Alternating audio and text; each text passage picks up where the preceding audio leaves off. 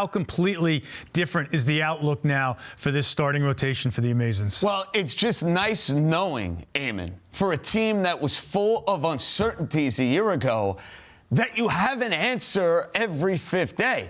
Don't get me wrong. I think Noah McClain is also going to be in that camp. We're also talking about a pitcher who's made, 7, 8 weeks of starts. Freddy Peralta is coming in to the 2026 season with as proven a track record as you can have over the last 3 years. He's talking about 200-plus strikeouts. 3 years in a row, taking the ball every fifth day for a rotation that was searching for guys to go and take the ball every fifth day. They had to deal with the adversity of Shohei Manaea missing a couple of months. You think about Kodai Senga and everything he went through a year ago. You now know going into the year, pressure is taken off of McClain, and Peralta could go and be your opening day starter if the Mets decide to do so.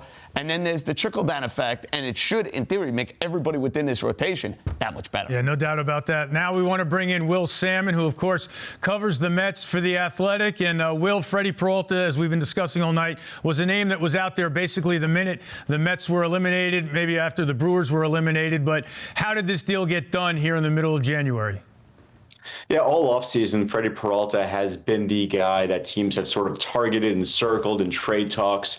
And it just is a testament to really his production over the years for him to be this type of caliber pitcher that teams wanted. And in the market, he stood out just because there weren't a whole lot of other options, and certainly none of his quality that teams thought were available. There was a lot of talk about Tarek Skubal of the Detroit Tigers.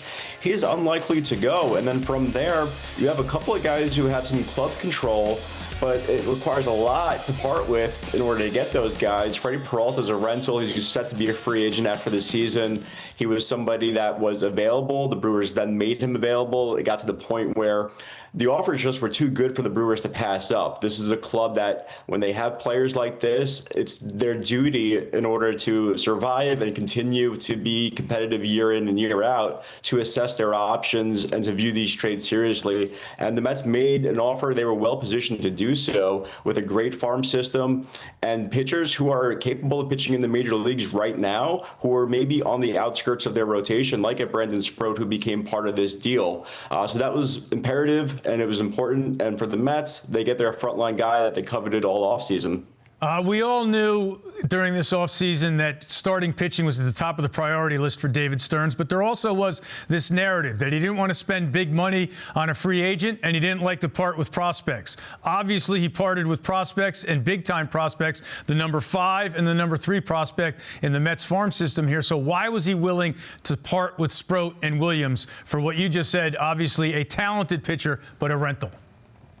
David Stearns had to, because that's the state of this market. I touched on it earlier, just about the lack of trade options.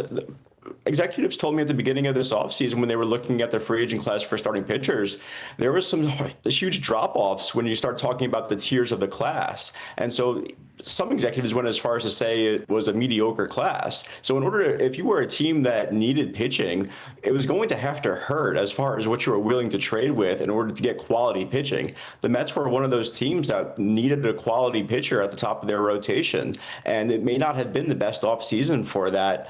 But one guy in particular was Freddy Peralta, who was available, and he would have been a frontline pitcher really in any class. But in this one, the Brewers had a lot of leverage here, and it just forces David Stearns or whoever was making the deal to acquire him to part with something that was going to hurt. For the Mets, though, I will say that their farm system is in a really good spot where they should be able to absorb this. This is the type of trade that the Mets should be trying to do, because they are making a name for themselves as far as pitching development goes these days, where they're able to really pump guys out year after year now. And so they should be able to absorb the loss here of Brandon Sproat and just keep on chugging along with their pitcher development. What they needed right now is somebody in the present day for today to insert into the top of their rotation, and that guy is Freddy Peralta. Will, it's going to be pretty unique and unusual for you that first time you step into the clubhouse at Port St. Lucie and Citi Field, because it's a completely different team now. You're not going to know which locker to go to. So put in perspective for the rest of us, just the job that David Stearns has done here in completely overhauling this roster. Yeah, he completely overhauled it. The lineup is totally different. I like the lineup. There's a lot of balance to it. They addressed some issues that they needed as far as contact goes and the ability to grind out at bats. So I'm eager to see that. But the offseason was always going to be incomplete if they did not land a starting pitcher of Freddy Peralta's caliber. So they went out and they did that. And so the makeover is pretty close to complete at this point. And even just tonight, right after the trade, I've received messages from people throughout the industry saying, look, the Mets are loaded now. And I'm not sure if I'd go that far, but they're looking awfully good. And it's credit to David Stearns in the front office for really having the guts to look at a team that was supposed to be pretty good, that underachieved, and say, you know what, we're going to go in a completely different direction. It's going to require some patience. It's going to require some people to wait and see and judge when it's over. But they had the ability to do that. They had the trust in themselves and the conviction to do that. And it appears that they're pulling it off. Yeah, patience the key word, because back in December after the winter meetings, the Met fan was definitely fretting about what the heck was going on here. Will Sammon, appreciate the time. Thanks for joining us here on SNY.